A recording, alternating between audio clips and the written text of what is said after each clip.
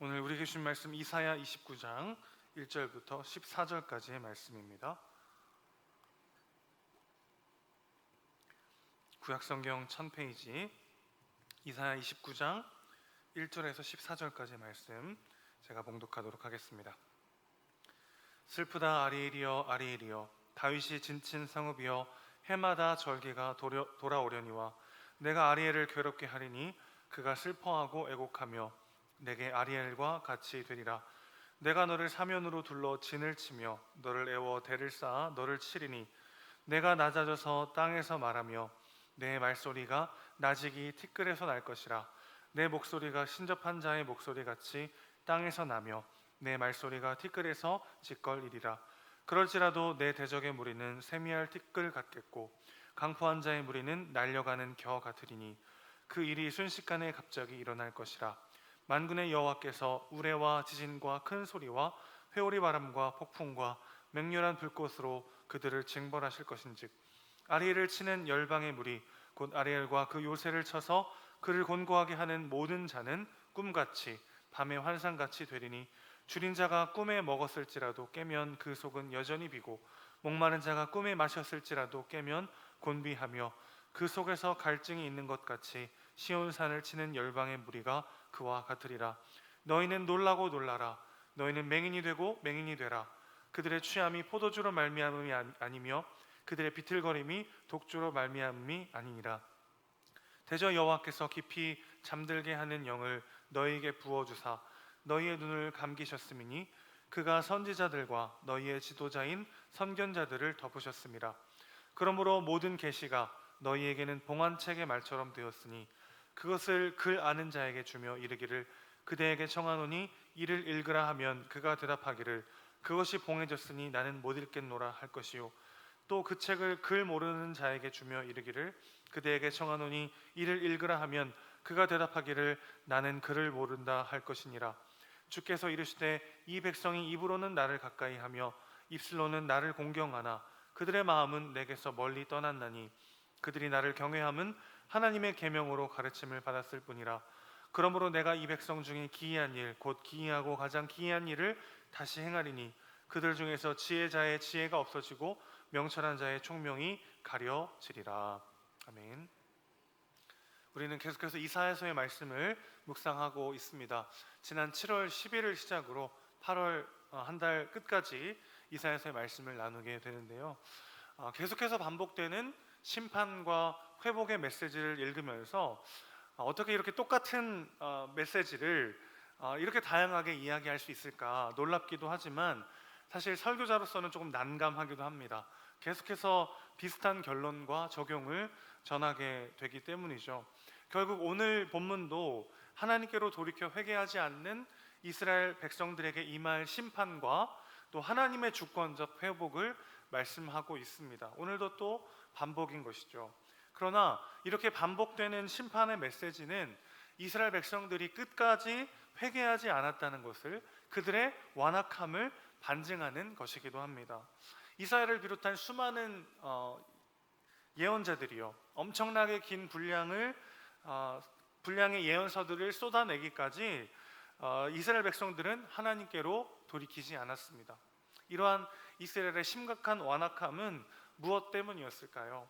우리는 이스라엘의 모습을 보면서 이렇게 완악하게 회개하지 않고 끝까지 돌이키지 않는 이스라엘의 모습을 보면서 죄라고 하는 것이 얼마나 우리 안에 끈질기게 자리 잡고 있는가를 돌아봐야 할 줄로 믿습니다.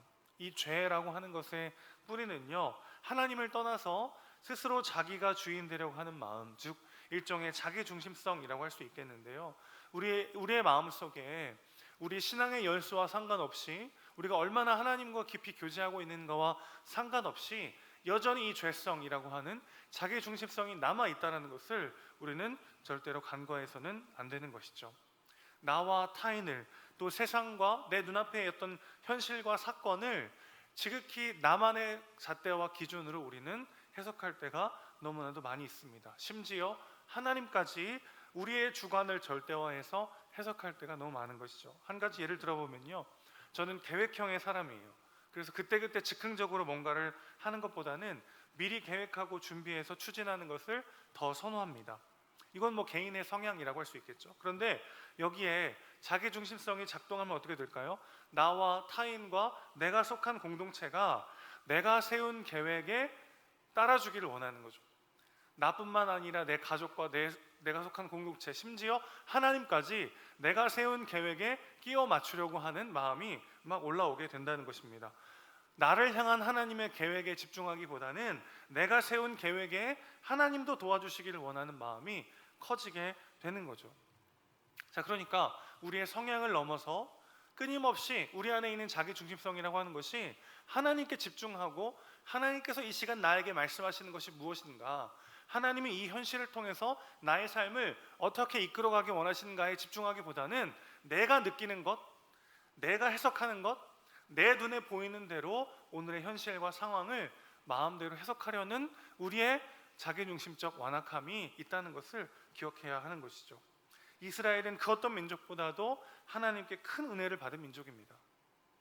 하나님께서 특별히 그들을 택하신 이유는 그들을 통해서 열방이 하나님께로 돌아오길 원하셨기 때문이죠. 그런데 이스라엘은요, 이런 하나님의 뜻을 자신들의 관점대로 왜곡했고 선민 사상에 빠져서 하나님을 온전히 섬기지 못했습니다. 그러니까 이스라엘 백성들의 회개하지 않는 완악함의 뿌리에는 그들의 자기중심적 신앙이 있었던 것이죠. 그들은 자신들에게 주어진 엄청난 은혜에 취해서 하나님이 주신 제사장 나라로서의 사명을 마음대로 왜곡하며 해석했습니다. 그래서 이들은 어떤 오해에 빠지게 됐냐면, 이스라엘 백성들은요, 그들의 종교적 행위와 혈통적 특권 때문에 그들의 위선적이고 형식적인 경건이 아무런 문제가 되지 않는다는 치명적인 착각에 빠지게 되었던 것이죠. 1절과 2절 말씀을 다시 한번 보실까요? 1, 2절 말씀 보시면 일종의 이런 마음이 있어요. 이스라엘에게 우리는 택한 백성이다, 우리는 망하지 않는다, 우리에게는 하나님의 성전이 있다, 우리에게는 하나님의 도성 예루살렘 거룩한 시온성이 있다. 여기에 빠져가지고 그들의 경건에 껍데기밖에 남지 않은 그들의 신앙의 모습을 전혀 돌이킬 생각을 하지 못하고 있는 이스라엘 백성들에게 하나님 지금 뭐라고 말씀하시냐면, 너희들이 자랑하는 그 예루살렘을 아리엘이라고 부르십니다. 이 아리엘이라는 말은 하나님의 제단이라는 뜻인데요, 예루살렘을 지칭하는 표현이에요. 그런데 2절을 보면 그 아리엘이 진짜 아리엘이 됩니다. 이게 무슨 말일까요? 하나님의 제단이라는 뜻의 아리엘, 그래서 예루살렘을 지칭하는 표현이기도 한데요, 이 예루살렘이 진짜 아리엘이 된다는 겁니다. 무슨 말입니까? 3절 보시면요, 사면을 둘러 진을 치며 대를 쌓아 칠 것이다. 그러니까 무슨 말이냐면 예루살렘 전체가 번제단이 되어 불탈 것이다. 하나님의 제단을 뜻했던, 그래서 거룩한 성 예루살렘을 뜻했던 그 아리엘이 진짜 아리엘이 된다는 거죠. 예루살렘 전체가 불타는 번제단처럼 불타 없어질 것임을, 예루살렘의 멸망을 하나님은 선포하고 계신 것입니다. 어쩌다가 하나님의 제단인 예루살렘은 그 자체가 번제단이 되어 불타게 될 처지가 되었습니까? 13절 보실까요? 이스라엘은 입으로는 하나님을 가까이 하고 입술로는 공경하지만 마음은 하나님으로부터 떠났습니다. 율법의 조항들은 지킬지 모르지만 하나님을 진정으로 경외하지 않았던 것이죠. 위선적이고 형식적이었던 그들의 종교 행위는 결코 하나님의 심판을 면제해주지 못했습니다. 다윗이 진친 성읍 하나님의 도성 예루살렘은 성 전체가 번제단이 되어 불탈 것이라고 하나님 말씀하고 계신 것이죠. 이스라엘의 이스라엘됨은 그들의 혈통에 있지 않았습니다. 그들이 다윗의 후손이었기 때문에 구원받은 게 아니죠. 그들이 지키는 종교 행위에 그들의 구원의 여부가 달려있지 않았습니다. 오직 하나님의 은혜 때문에 그들이 택한 백성으로 특별히 쓰임받았고 구원받았음을 우리는 본문을 통해 다시 한번 알게 되는 것이죠. 그렇기 때문에 그들이 완악하여 하나님을 의지하지 않고 하나님을 경외하지 않을 때 그들이 자랑하던 그 예루살렘이 번제단이 되어 불타버릴 수밖에 없었던 것이죠. 오늘 본문을 통해서 우리는 다시 한번 똑같지만 아주 중요한 메시지를 깨닫게 됩니다. 구원은 전적인 하나님의 주권이요 은혜라는 것이죠.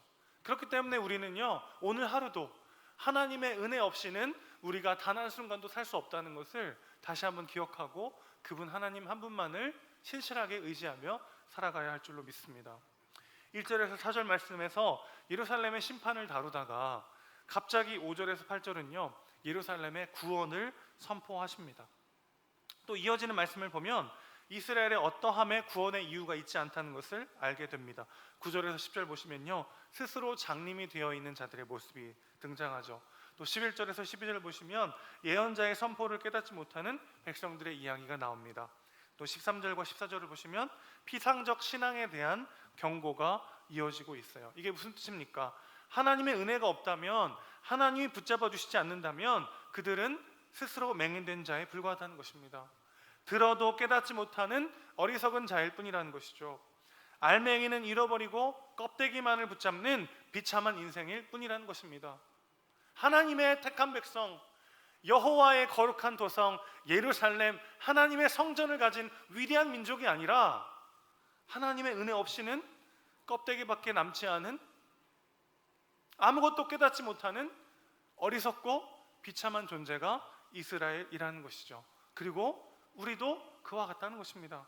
하나님의 은혜가 아니면 우리는 단 한순간도 살 수 없는 연약하고 부족한 죄인이죠.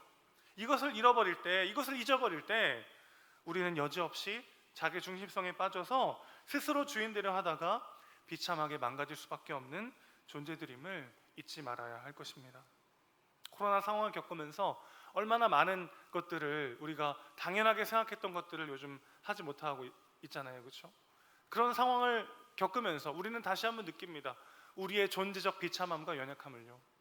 하나님이 은혜 부어주시지 않으면, 하나님이 이 세상을 지키시지 않으시면 우리가 얼마나 바람 앞에 등불과 같은 초라하고 연약한 존재인가.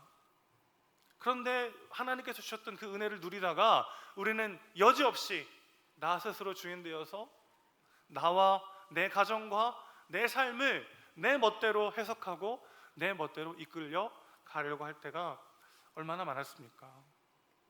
오늘 본문을 통해서 우리는 예루살렘의 두 가지 모습을 보게 됩니다. 예루살렘은 하나님이 거하시는 거룩한 성이었습니다. 예루살렘은 하나님의 제단 아리엘이었습니다. 그런데 그 예루살렘이 하나님의 심판으로 불타는 번제단 아리엘이 되었습니다. 하나님이 거하시는 성전, 주님의 몸된 교회로 부름받은 우리는 어떻습니까? 세상의 빛과 소금의 사명을 감당하라고 먼저 부름받았지만 깨어 하나님의 은혜를 구하지 않으면 빛과 소금이 아니라 순식간에 어둠과 악취를 풍기는 지탄의 중심이 될 수 있다는 것을 우리는 기억해야 합니다. 오늘 다시 한번 우리 간절히 기도했으면 좋겠어요. 하나님, 교회를 교회되게 하여 주옵소서. 예배를 예배되게 하여 주시옵소서. 우리가 먼저 우리의 특권과 우리의 교만을 내려놓고 오늘 우리도 하나님의 은혜가 아니면 절대 살아갈 수 없는 연약하고 부족한 죄인이라는 것을 다시 한번 절실히 깨닫고 주님, 교회를 붙잡아 주시고 예배가 다시 예배가 될 수 있도록 하나님, 우리 삶의 모든 영역 속에 하나님의 은혜가 아니면 우리는 살아갈 수 없습니다.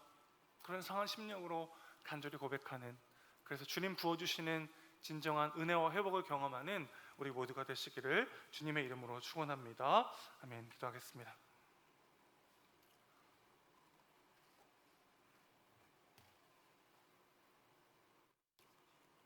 오늘 말씀을 붙잡고 함께 기도하겠습니다. 하나님의 도성 아리엘은 슬프고 애곡이 넘치는 번제단 아리엘이 되고 말았습니다. 우리도 똑같습니다. 성령께서 임재하시는 하나님의 성전이고 하나님의 교회로 부름받았지만 하나님의 은혜를 구하지 않고 교만하게 내가 내 인생의 주인 되어 살아갈 때 우리는 가장 비참하고 연약한 존재가 될 수밖에 없음을 기억하고 하나님의 은혜가 아니면 오늘 하루도 나는 살아갈 수 없습니다. 내 삶을 책임지시고 인도하시고 이끌어 주시옵소서 기도했으면 좋겠고요. 교회가 교회될 수 있도록, 예배가 예배될 수 있도록 주님 이 땅 가운데 주님 주시는 회복과 구원이 임할 수 있도록 우리를 불쌍히 여겨달라고 나라와 민족을 위하여 이 땅의 교회들을 위하여 함께 합심하여 기도하도록 하겠습니다. 하나님 아버지,